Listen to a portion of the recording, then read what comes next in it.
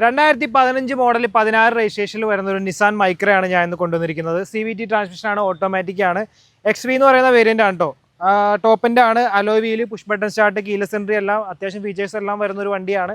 Single ഓൺഷിപ്പിൽ നിൽക്കുന്ന വണ്ടി 57,000 കിലോമീറ്ററാണ് ഓടിയിരിക്കുന്നത്.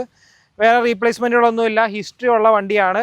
മേജറായിട്ടുള്ള ഇഷ്യൂസോ മൈനറായിട്ടുള്ള ഇഷ്യൂസോ ഒന്നുമില്ല. ഇൻറ്റീരിയറൊക്കെ നല്ല നീറ്റായിട്ട് കിടക്കുന്നു, നോക്കിക്കോളൂ. നല്ല അടിപൊളിയായിട്ട് കൊണ്ടു നടന്നിരുന്ന വണ്ടിയാണ്.